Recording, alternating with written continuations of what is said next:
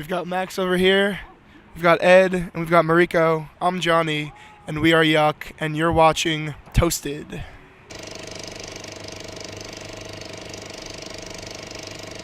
All right, Manchester United in the 15th spot in the Premier League, and you guys are laughing. Arsenal fans over here.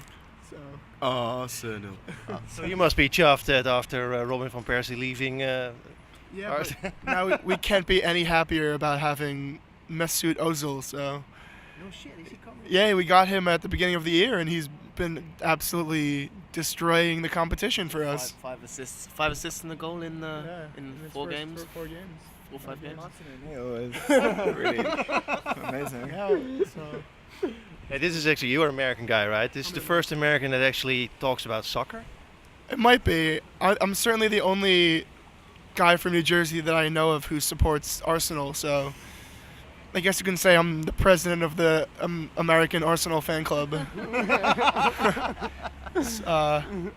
Unofficially, of course. Hey, how did you guys get together? I mean, I tried to check out some facts about you. And the funny thing is, the first time I listened to your record, I was accidentally with the people from your record company, from Caroline, and they were playing the record, and they said, "This band has it all except for a bio." Buyout? A bio. Well, I have absolutely no bio whatsoever. Am I on the Wikipedia page? I think you are.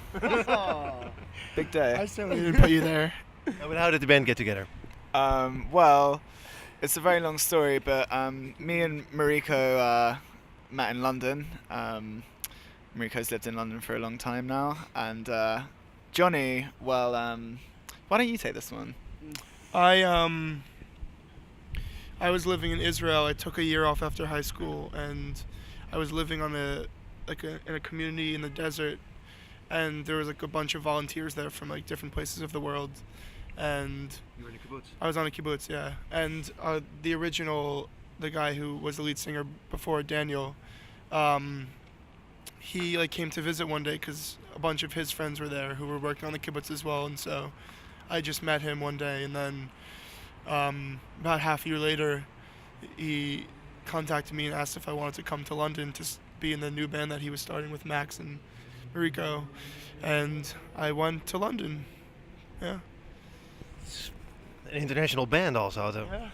Yeah, I mean it's quite international now. Like, I mean we're all from different places, but yeah, I mean I met Jonny for the first time at Heathrow Airport, so yeah, but now we're the best of friends. See? Well, actually, there's some proof online because I checked out the vines that one of you guys did, and there's a really nice one of you arriving at I think Heathrow or whatever. Yeah. That wasn't like, that wasn't the first time we met. That I mean, he's one for album 2. Yeah. Who does all the vines actually? Is it you? Yeah. This is some really funny stuff there. Thank you. Thanks a lot. No one really comments on my vines, but I do put a lot of effort and hard work into them, so thank you. You're welcome. You're welcome.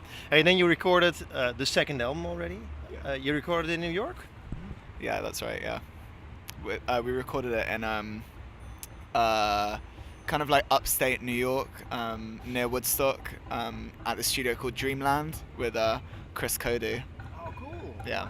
So it's just a boat going past. It's making quite a lot of noise. It's got to be the world's smallest boat museum.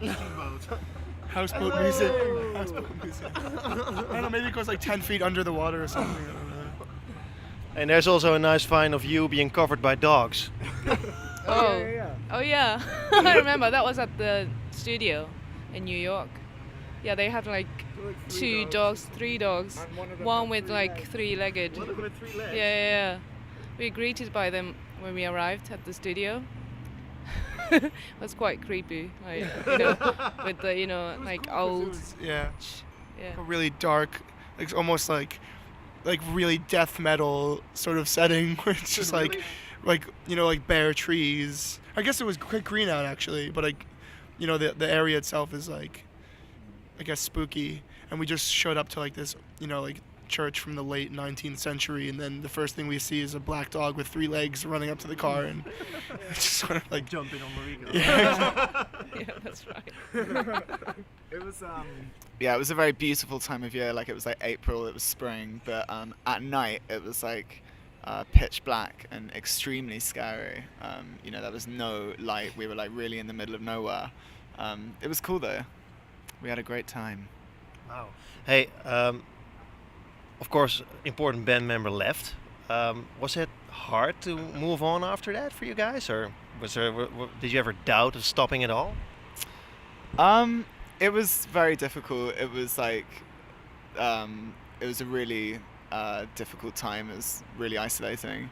But like, I think like the way I felt about the songs, you know, half of which had already been written, you know, like, you know, I felt like I really, you know, I didn't want the band to stop at that point. I think it would have been a really big shame, and I wanted, you know, I wanted people to hear what we had done, and you know, I thought it would be a shame to throw away all the hard work we had done up until that point. So I felt like, you know, that we needed to carry on. I'm glad you did, because you have a fantastic second album out, Glow and Behold. One of the first songs that totally struck me was Lose My Breath, and you sing on that, right? Yeah, that's right. Yeah. Why do you sing on one song only? Because it sounds amazing. Like 5 songs, don't you? Well, not lead, right? Yeah. I guess it's not. Yeah, I guess it come out as a lead, but originally was backing vocals. Yeah. You don't think it's really special? The voice is so rich and harmonic, you know. They just had to push it to the forefront after they recorded it because it sounded so lush. It's true. Everything he's saying is true. Especially the lush part. Hey, an instrumental opening for a CD, which is nice. Sunrise in Maple Shade, right? Yeah. Why choose an instrumental opening? I think, like, I wanted to kind of maybe set like a scene for the album, and maybe just like kind of introduce like a certain atmosphere, and then you know, I would like the album to kind of be listened to like from start to finish, and so I guess that's like the first thing I wanted people to hear, just like to kind of set a scene and then sort of continue the journey onwards to the end, I guess. Did you record this album as the final album in the back of your head? Yeah, like, I mean, I guess I think that, yeah, like the dynamic and flow of the album is just as, you know, important of a statement as like the tracks themselves. I mean, that's the way I listen to music. I don't really know how to like make music in any other way at this point. Like, I always listen to albums from start to finish, and I personally don't listen to music by individual tracks. Like, I think the context of an album is like a beautiful thing, and for this album that's just what appealed to me, and that's what we wanted to do as a band. But I mean, that might change in the future. I don't know. Will it be out on vinyl, the album? Yeah. Do all the songs actually fit on a vinyl record? Yeah, they do. It's the album itself is just, you know, regular length, like 45 minutes. So yeah. You recorded the album, now it's out. It was released on the 30th of September, right? On top of my mind. Yeah. And of course you wrote the songs, you practiced the songs, you played the songs, recorded it, and now you got to tour it for like 2 years probably, right? Yeah, I mean, it's been really awesome playing live, because it's been like a year and a half since we've done so. And we just played our first shows, like, you know, in the middle of September. But the one thing that's different about our live show now is that there's like, it just feels really fresh to be playing shows again. I think it really shows in our energy on stage, in that I think we're a lot more lively and energetic than we've ever been on stage. And I think that has been, yeah, I don't know, it just has been really fun to be playing again. So, you know, I think we're all really excited to be going on tour, and, you know, we've toured for a year and a half before, and obviously it gets tiring, but I think that right now, you know, we're all feeling really good about it, and we're, you know, all the shows that we've done so far have been really, really good, and, you know, like being able to tour with the Pixies, you know. Yeah, how did that come about actually? That's, you know, obviously not the worst thing in the world, so it's a lot to look forward to, and yeah, so far it's been really great. And how did that come about? Is it like your management gets a gig with the Pixies, or did they call you, or What was it again? As far as I know, our manager or booking agent like really received an email saying, like, are we from like the Pixies guys saying like, are we free to do like these gigs? And and it was like pretty like, well, it was like a no-brainer. It was pretty you know, Hell no. it was quite an honor, really. Like, you know, they're one of my favorite bands of all time, and you know, I've seen them live before, and you know, I'm just excited to, you know, meet them and play on the same Are stage. you guys actually nervous playing opening for the Pixies?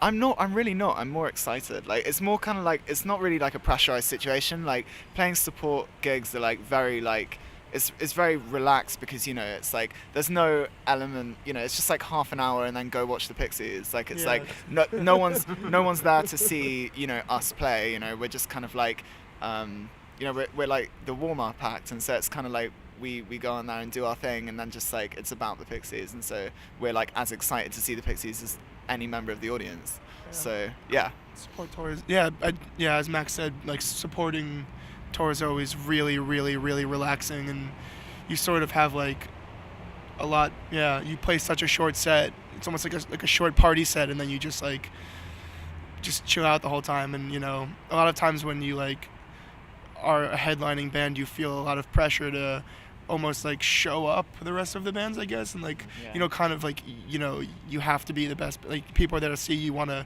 impress people. I think with this, you know, especially with the band like the Pixies, you know how amazing they are, have like an incredible back catalog, they've been playing for so long, we're all fans of them. It's just sort of like, we're gonna go out and do our own thing for like a short time, have a lot of fun doing it, and then just go and watch an amazing show. So you made a good choice joining the band. Oh yeah, it's been okay so far. It's been all right. No, it's been really good. You know, like I wasn't doing anything in particular at the moment, and like the stuff that I've been doing previously kind of ended about the same time that Daniel ended up leaving Yuck, and then Max approached me, and I've been friends with him for ages. So obviously I was happy to oblige. And so far it's been amazing. You know, it's really, really fun just playing shows again, because it's been about a year for me since I last played live. And so far, as I was saying, so far everything's been really, really good. You know, I'm kind of surprised how well it's gone from my end, you know. But no, it's been really, really good. It's really fun as well. So. I mean, it can be tricky to join a band of friends, especially when they already had an issue, a record out, and now it's a new record, and you're joining. I mean, it's different. Yeah, I mean, I guess there's a degree of pressure, but the fact that they're my friends kind of helped to take that away quite a lot. You know, I didn't really feel the same kind of pressure. I've done session work for like people in the past, like I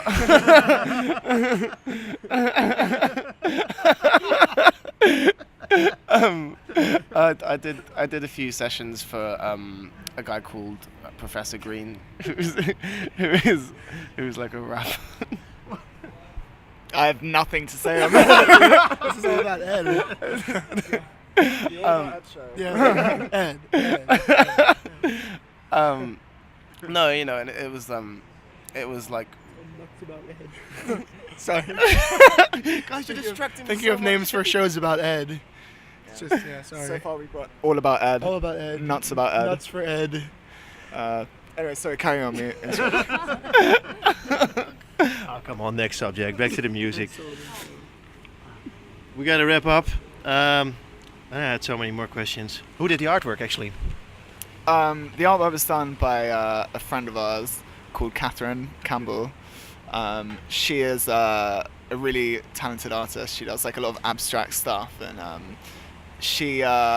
I like the idea of having like, you know, like her kind of quite instinctive like abstract drawings as the cover, because you know, it kind of like it leaves a lot of like interpretation. Like when you listen to the music, you can kind of like hold the artwork and maybe like, you know, interpret that in like different ways. And yeah, she's very talented and she's cool to work with.